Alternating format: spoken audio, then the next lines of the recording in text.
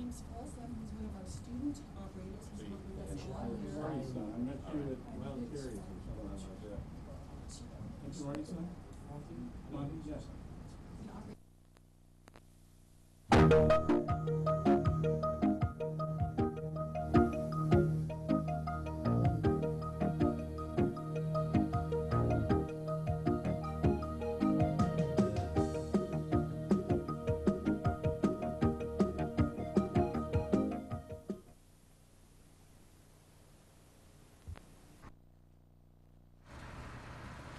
Welcome to Truckee Talks. Even if you're fortunate enough to have medical benefits, you may be confused, as many people are, as to the different kinds of medical insurance plans out there and what's the best way to get good medical insurance for yourself and your family. Fortunately, the show today will be dealing with a managed care program that Tahoe Forest Hospital will be introducing to our community. And with us here to start the show is Dr. Ric Newman. Dr. Newman, welcome. Thank you. You are the managed care coordinator for Tahoe Forest Hospital? Yes. Okay. Tell us, first of all, what is managed care? What does that mean?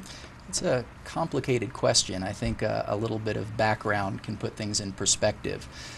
In the United States, as most of us know, the cost of goods and inflation over the past 20 years has averaged about 3 to 4% per year. Healthcare, on the other hand, had grown at a rate closer to 10 to 15% per year, to the point that healthcare was costing this country way too much money. And part of the reason for that is that the healthcare system had a quote-unquote open checkbook approach, where hospitals and physicians could essentially do what they thought was best for the patient, and they were paid for that. And there wasn't much constraint in the system, as people want most things done for their family members and loved ones. Managed care brought in different mechanisms to try to restrain the growth of the amount of money being spent on healthcare in this country, to bring it down to a more reasonable level. Now, how does that work? What kind of controls or restraints are on the system?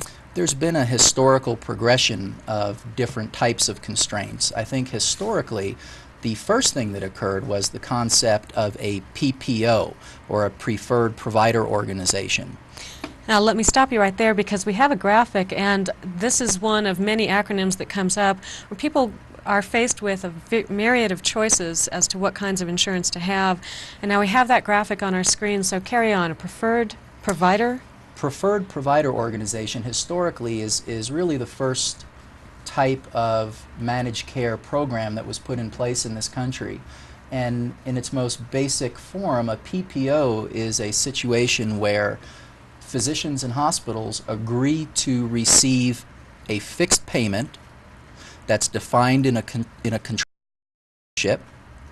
and the consumer or the patients or the members are confined to a certain list of providers. Okay. And those would be the preferred Those providers. are the preferred providers. Okay. And how does that differ from an HMO? The big difference between a PPO and an HMO, which is a little bit further down the historical timeline to try to bring in the cost of healthcare, there's a couple of important differences. Probably the most important thing from a consumer standpoint or a potential patient standpoint is that with an HMO, you're restricted to one physician, commonly called the gatekeeper physician.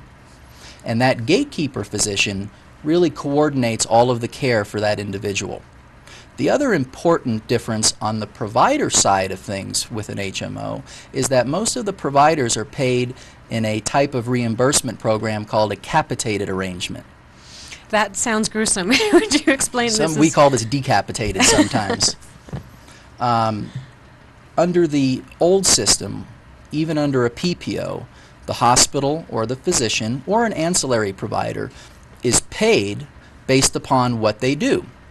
If you see a person in the office twice, you submit 2 bills and you get paid twice. Again, in a PPO, the amount that you're paid is defined by your contract. Again, putting a cap on how much that healthcare is going to cost.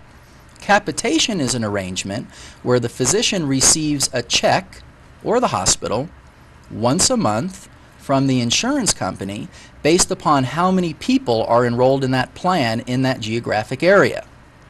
So it's almost like a salaried percentage cut? Let me give you an example.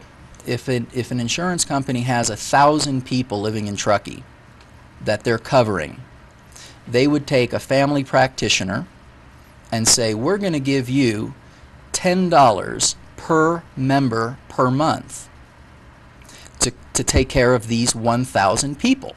Now, if that physician wants to see all 1,000 people 3 times a week and order tests, the payment is the same. Okay. And so what it does, which is an important part of managed care, is it shifts the financial risk from the insurance company to the provider of health care. So it's managed care, before we deviate too much from all these explanations, is managed care just the term that refers to all of these different types Yes. of... I think of managed care. Sometimes I think there are probably better terms that we can be using. And I think a good way to think about managed care is that really it's managed cost. Okay. Now, before we came on screen, we were talking a little bit about the history of managed care and what happened when Tahoe Forest started looking into this and researching managed care. Would you address that a little bit for us? Sure. We happen to live next to the capital of managed care in the United States, and that is Sacramento. There is no other states right now that has as much managed care as Sacramento, and so we're heavily influenced by that, both on the consumer side of things and on the provider side of things. And it became apparent that managed care had some benefits. It really did control costs to a great extent. And there were some good things that came out of managed care in this area. We up here have the benefit of having Sacramento almost as a fishbowl down there that we can look and see what's happening, what's good and what's bad. And there were some good things.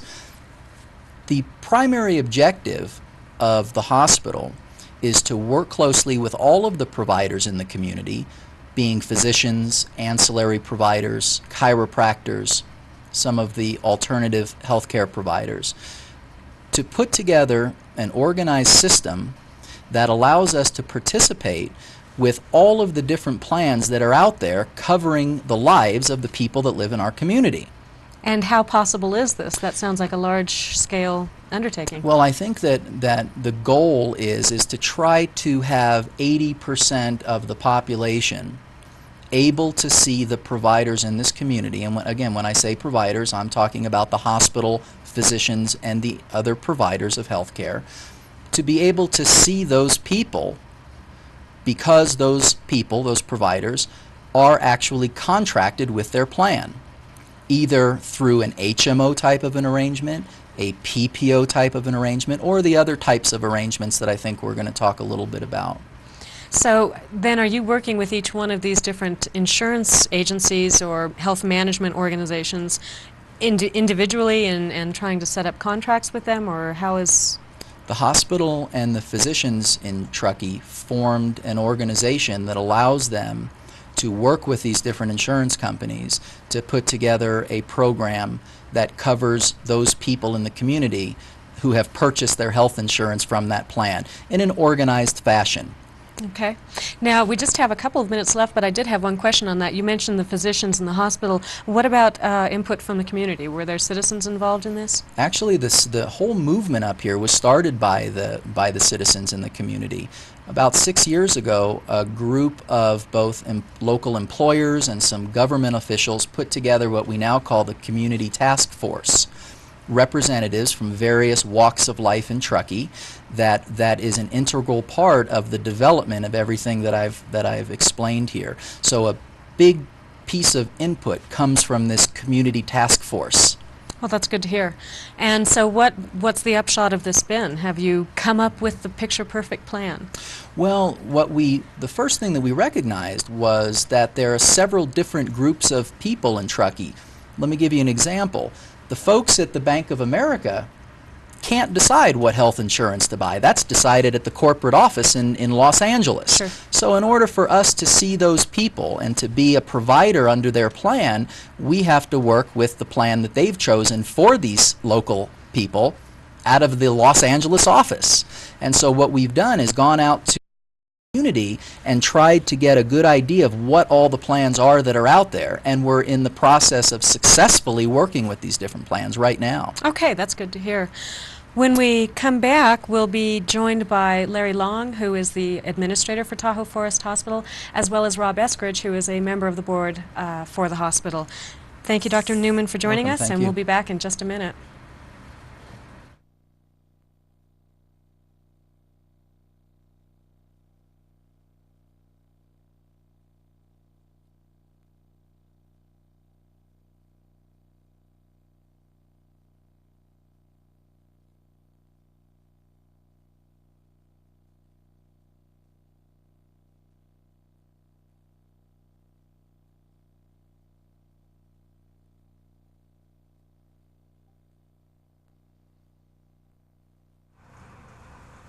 Welcome back to Truckee Talks. We're talking about managed healthcare in our community. With me here today are Dr. Ric Newman, and joining us now are Rob Eskridge and Larry Long. Welcome, gentlemen. Hi, Maya. Rob, you are a member of the board for Tahoe Forest Hospital? I am. I'm a publicly elected official. I don't know if folks remember voting for me or not. But, Well, say hello that to all was your constituents my name out on the there. ballot there. And Larry, your position is the administrator for Tahoe Forest That's Hospital. correct. Okay. Larry, before you came on the set, Dr. Newman was explaining a little bit about what managed care is and all the different kinds of health plans that exist out there. In health planning for our community, what did you come up with as far as a benefit to Tahoe Forest? Why would Tahoe Forest Hospital be involved in this to begin with? Involved in the development of a community health planning process, really to ensure that our community that we're providing health care to has access to health care locally. We've realized that more and more people are relying upon managed care plans to receive health care, and we want to make sure we're in that loop and providing appropriate, affordable health plans to meet the needs of the community here. Okay. Tell me a little bit about what is, if you will, the anatomy of a health plan. We talk about it being a risk-bearing entity, but what does that mean? When you talk about risk, to me that's a negative thing. So what does that mean? Well, one component of a health plan does have a risk-bearing entity, which basically is frequently an insurance company that provides financing guarantee that the necessary resources will be made available to an individual that needs health care.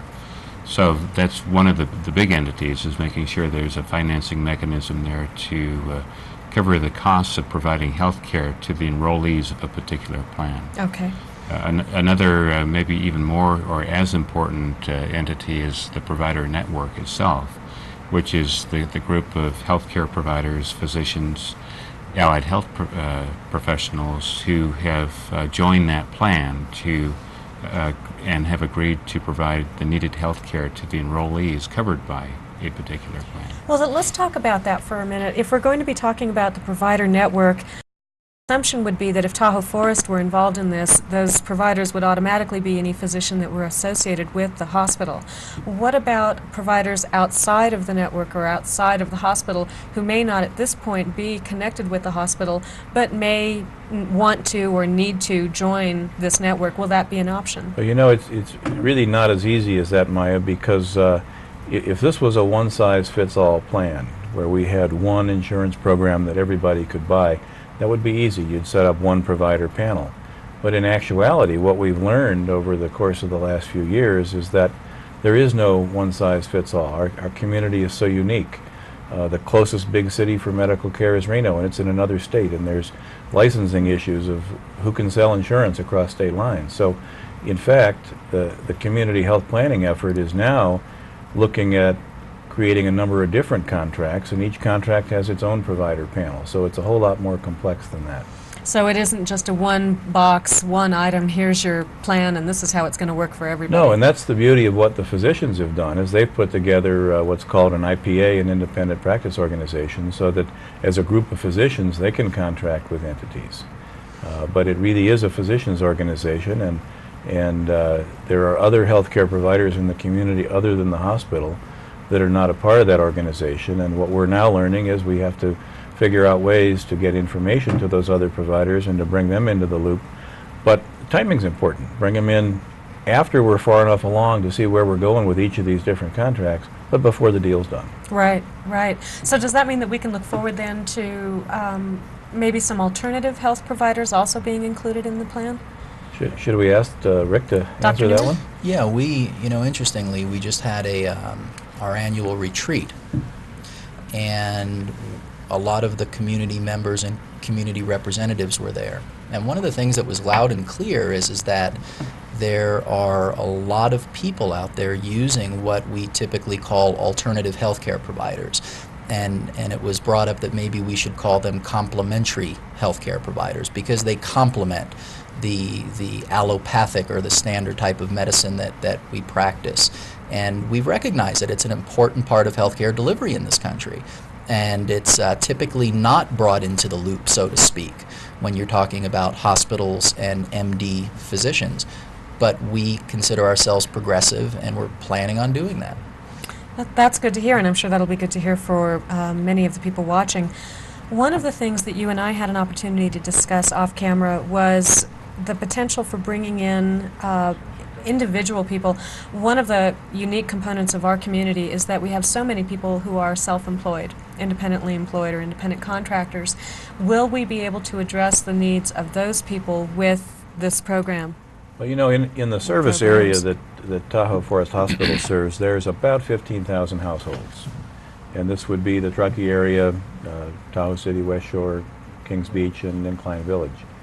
Out of those 15,000 households, about 2,000 have no insurance whatsoever, and about 6,000 or 7,000 of those households actually have local health care decision-making power. So it's roughly a third can really make their local choices. The others, the healthcare decisions are made by employers, as Rick mentioned in the first show, whose headquarters can be elsewhere. Mm-hmm. So again, I don't want to make it sound too complex, but it really has to do with who's paying the bill.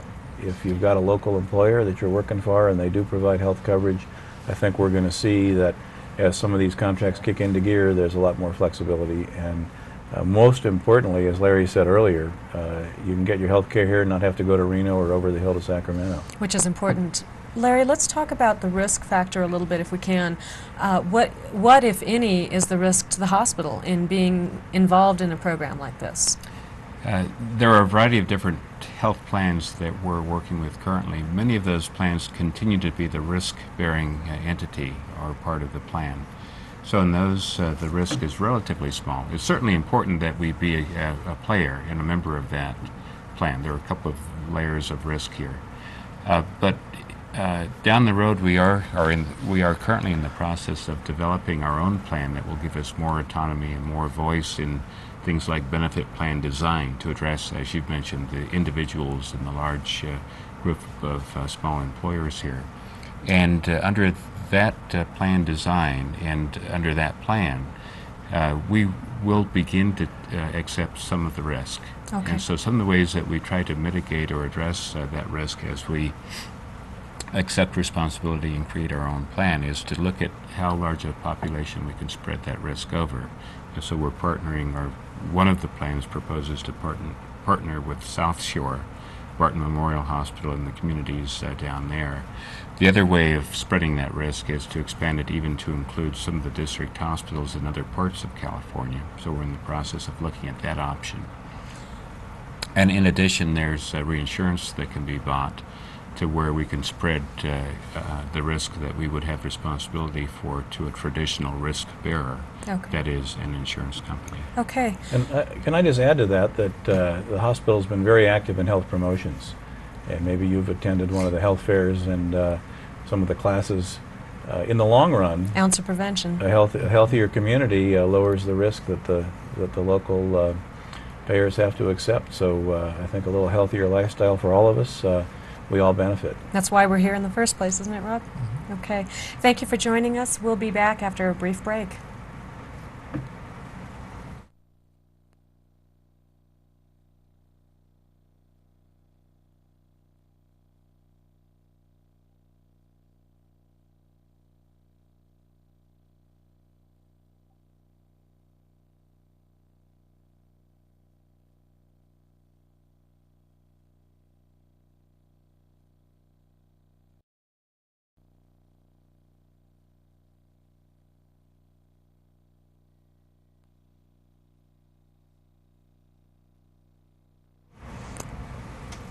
Okay, we're back talking about managed care in our community.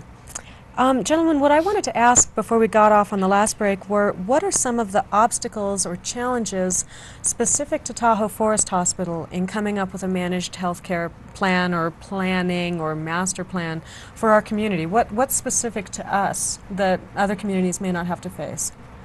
Well, one challenge is the diversity of communities up here that we're providing healthcare services to.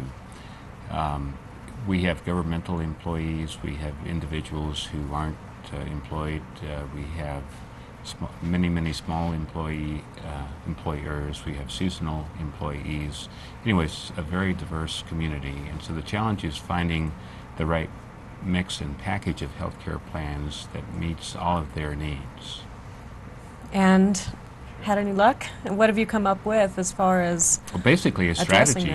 The Okay. plan then is to come up with a strategy of different, or a mix of different healthcare plans that tries to address the individual needs of each of these population segments. Well, let's break down the plan then. There are really three different entities that we're dealing with. We're dealing with the individual providers and what their needs are. We're dealing with the consumers, all of us out there in the lay people land. And what are some of the things that providers want or need? What are physicians looking for in a managed healthcare program or plan? I think probably the biggest concern for the physicians is the ability to do what we feel is right for our patients. And one of the big backlashes occurring right now in the United States with respect to managed care is that a large amount of the money that we all pay in premiums is being funneled or being diverted to what are primarily publicly traded for-profit corporations, the insurance companies.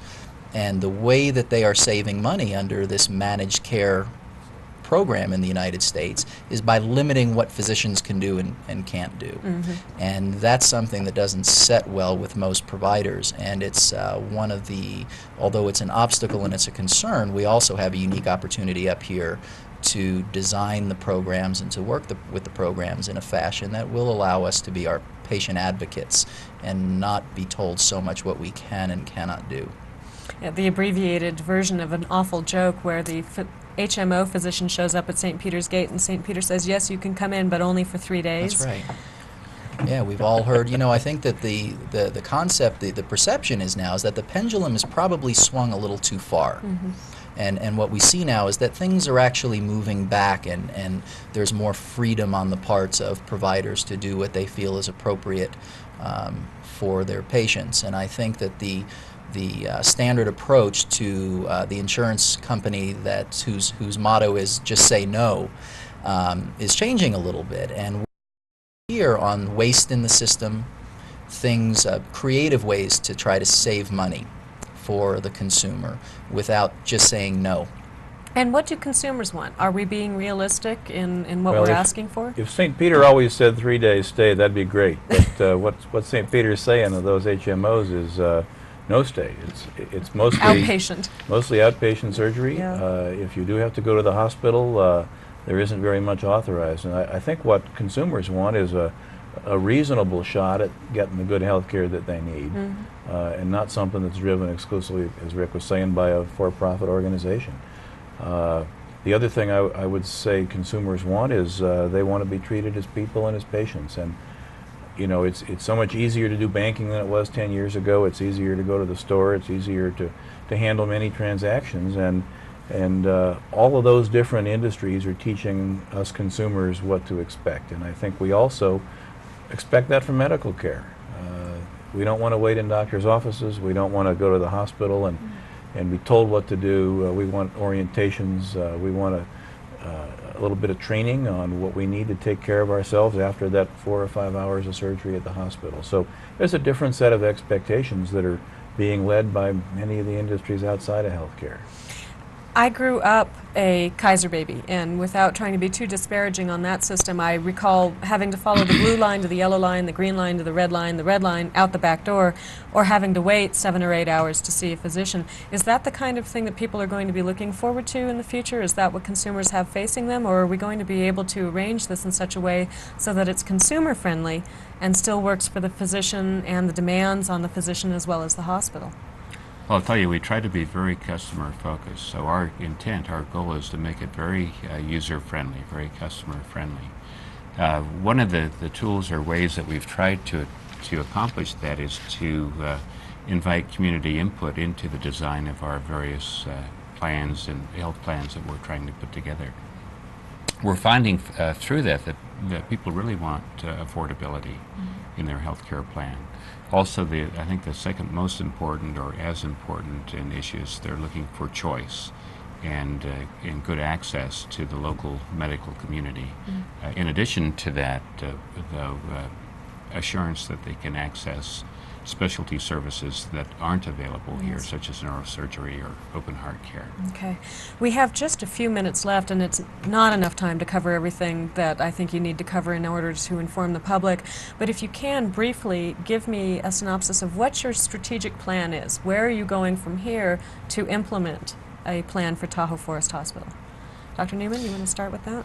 Yeah, I think that the first part of the strategic plan was to organize the providers so that we have as much of a consensus as possible between the hospital and the physicians and the ancillary providers. It's an important part of putting together any organized plan. The second part of the strategic plan, which we've already accomplished, is to look, see who is covered by which plans, who has no choice as to which plans they're covered by, participate with those plans.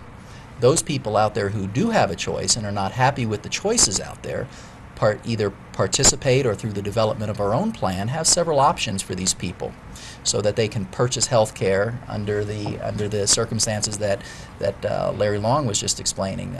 Access to local providers, inexpensive premiums, that sort of thing.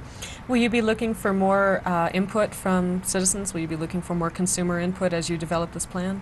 Yeah, and as I mentioned before, we have an ongoing organization called the Community Task Force, which again is representatives from different aspects of the community that is integrally involved in the development of this whole strategic plan.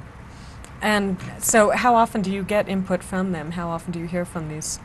As recently as a few weekends ago when we had the annual retreat, and on an as-needed basis. There's not a scheduled meeting time right now.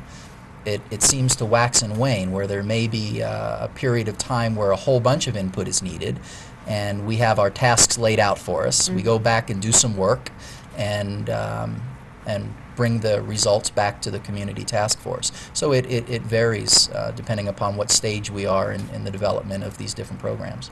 Is there a timeline for implementation of this? Yeah, I think our goal is within the next 3 to 5 years, have 80 to 90% of the population in our community covered by plans that we participate with as providers. Now that seems like a very large plan. You think you'll be able to meet that? Well, remember, this isn't turning on one big light switch, Maya. This is a number of different options that are each linked to who's paying the bill. And as long as we stick with our strategy, start with the big segments first, move to the ones with smaller numbers of families involved, I think it's doable. Okay. We're learning as we go, and that's the challenge for us. We didn't come into this arm because managed care has been evolving. It's really become a learning organization on the joint venture. And still is. Gentlemen, thank you all for joining us here today on the show. And thank you for joining us. If you have additional questions, we'll have a telephone number on the screen after the show. And as always, we appreciate your input or feedback on Truckee Talks. We'll see you on the next show.